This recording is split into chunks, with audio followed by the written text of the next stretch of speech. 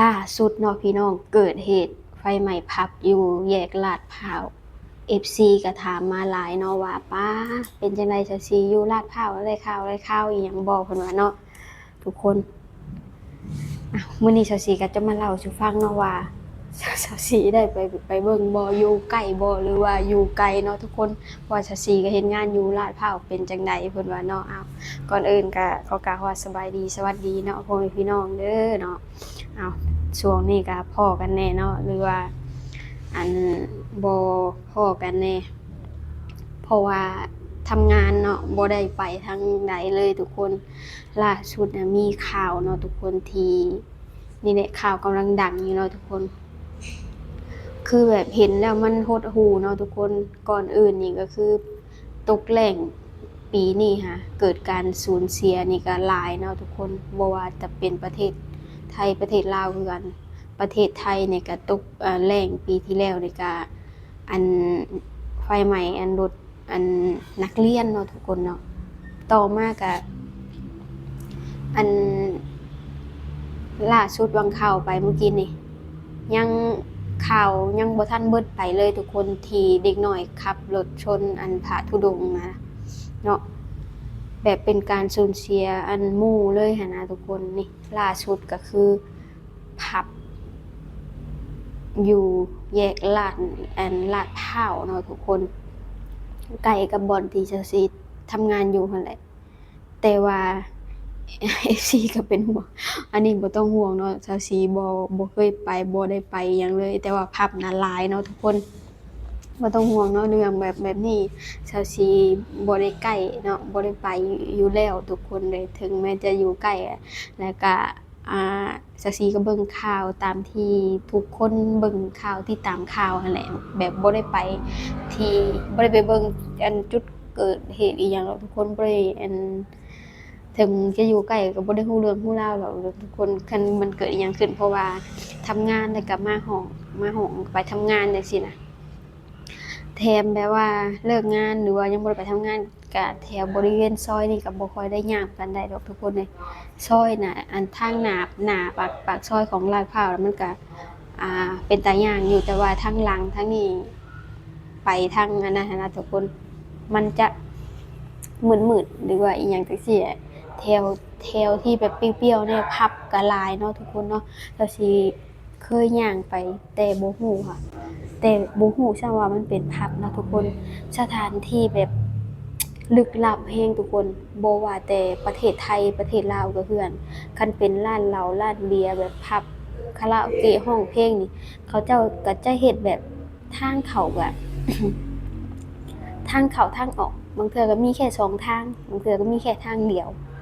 เนาะยังเกี่ยวกับสองทางตีไว้จ้ะนะคือทางเข้ากับทางออกทางข้างหลังจังซี้นะทุกคนเพราะว่าบางเทื่อ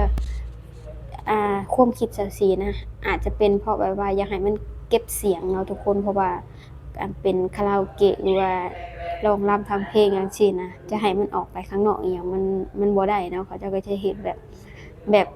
มิดชิดแหน่จังซี้นะแต่พอแบบมันเกิดเนี่ยเกิดปัญหาแบบไฟไหม้หรือไฟลัดวงจรนี่อย่างมากนี่มันจะอันหาทางออกได้ยากเนาะทุกคนเนาะนี่ทุกคนและก็นี่แหละข่าวล่าสุดนี่ก็ป๊าดทุกคนเสาสีหาก็ฮู้แล้วว่ามีคนลาวอยู่นำทุกคนอ่าที่เพิ่นแจ้งมาน่ะก็คือ3 คนเนาะที่ว่าเสียชีวิตแต่ว่าอันนี้ก็บ่ฮู้ว่ามันจริงหรือบ่ได้แต่ว่าเสาสีก็ได้รับข่าวมาคือกันเนาะทุกคนติดตามข่าว ติดติดตามข่าวคือกันเนาะแต่ว่าแน่ชัดก็คือผู้ชายเนาะบ่ฮู้ว่าชื่อเท่าพรอิหยังจักอย่างหนึ่งนี่แหละเนาะทุกคนอันนั้นก็คือแจ้งมาแล้วว่าเสียชีวิตจริงเนาะแต่ว่าอ่าแม่หญิงน่ะก็คือแบบมันแจ้งเป็นผู้สูญหายซื่อเนาะแต่ว่าบ่ฮู้ว่าอันนั้นแท้บ่เนาะทุกคนเนาะนั่นแหละแล้วทีนี้เนาะทุกคน ได้เห็นข่าวแล้วก็ป๊าดทุกคนเลยอันที่ว่ากู้เนี่ยเนาะอันกู้ภัยก็มาแบบป๊าดหลายเนาะทุกคนไปแต่ว่าทุกคนอันเห็นข่าวในข่าว อันที่คนแล่นอีหยังออกมาแล้วก็แบบว่าไฟไหม้ผมแบบโอ้ยเนาะทุกคนแต่ว่าสิ่งที่คนบางคนก็โชคดีน่าจะทำบุญมาหลายเนาะทุกคนก็คือแบบเวลาจ่ายเงินบ่มีเงินสดจ่ายเจ้าหน้าที่ก็เลยพาออกมากดเงินก็เลยแบบรอดโตวไปเนาะทุกคนนั่นแหละบางคนก็แล่นว่าซั่นเนาะ อันนี้ก็รอติดตามข่าวนำกันเนาะทุกคนสสีก็ติดตามข่าวอยู่ใกล้อิหยังก็บ่ได้ไปอิหยังดอกทุกคนเนาะหลายคนก็โอ๊ยเป็นสสีอันอยู่แถวนั้นเป็นจังได๋ข่าวทุกคนอยู่ใกล้ซื่อๆเด้อสสีก็ได้เนาะอ่าติดตามข่าวเบิ่งข่าวในอันทีวีหรือว่าอันในโซเชียลคือกันเนาะทุกคนเนาะอันติดตามข่าว อันล่าสุดนี่ก็คือว่ามันจะมีอยู่